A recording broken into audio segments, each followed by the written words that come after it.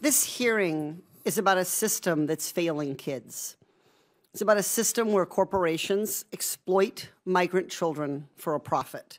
It's about a system where our government fails to stop corporations from breaking child labor laws.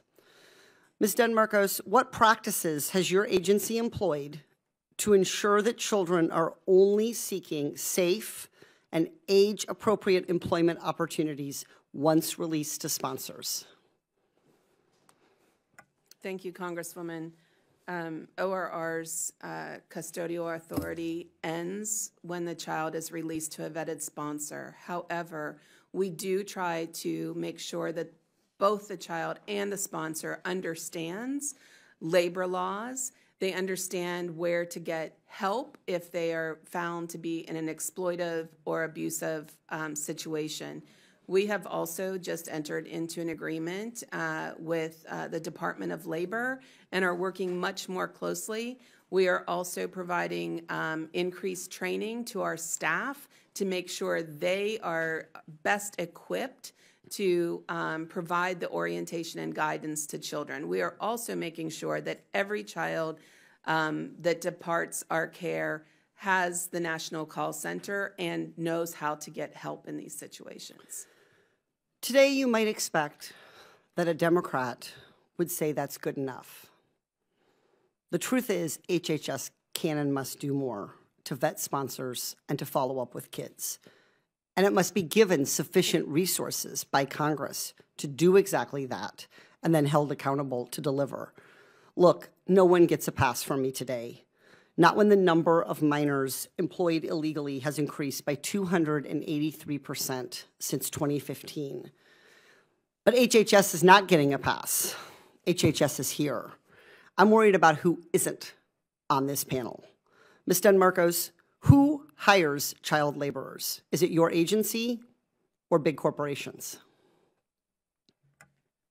Congresswoman, it is private industry. ORR does not employ children. Okay, private industry. And who assigned more than 100 minors, many of whom were migrant children, to work overnight shifts in hazardous conditions at meatpacking plants across 8 states?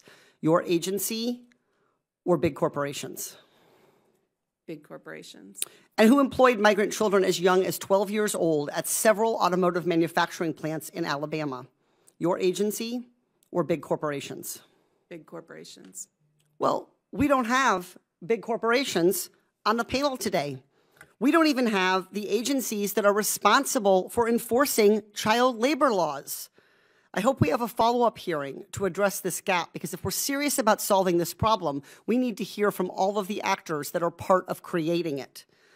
Until then, Ms. Denmarkos, can you tell me what proactive steps your agency is taking to better coordinate with the Department of Labor and state agencies? Not better coordination, specifically, what are you doing? Because it is concerning to me to hear you talk about educating migrant children, educating sponsors, having hotlines, when we have a lot of evidence that those very tools are failing kids. When they are calling hotlines, when they are raising flags, it's not getting followed up on. So specifically, what are you doing?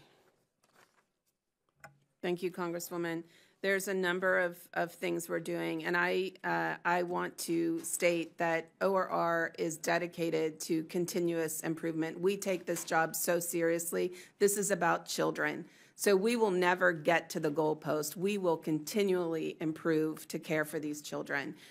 Specifically with this, we're working more closely with the Department of Labor. We have a number of things that we're looking at in terms of protocols when a report comes in.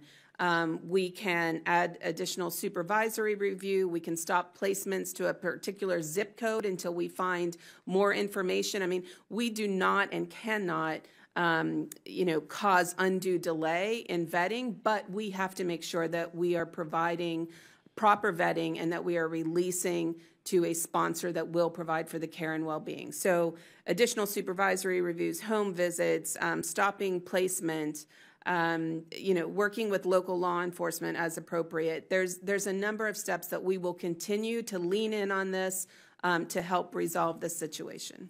Look, corporate America needs to be held accountable for putting children in danger to boost their profits. It's gross and it's wrong. But I have always promised to hold the powerful to account, regardless of political party. Ms. DeMarcos, I am calling on your agency, as well as the Department of Labor and the White House, to continue to provide answers to the committee on how will it address these abuses. In your testimony, you talk about how you've brought down the time to placement, the 24 hours instead of the 72 maximum under the law, how you've brought down the time to within 30 days. But it's not just about the time, it's not just about the metric, it's about the quality of life and safety of these children. So I'm asking you to please do better. I yield back. Oh, Mr. Chair, may I ask unanimous consent to introduce the HHS DOL Memorandum of Agreement dated March 2023 into the record? Yes. Thank you. Okay, Congress.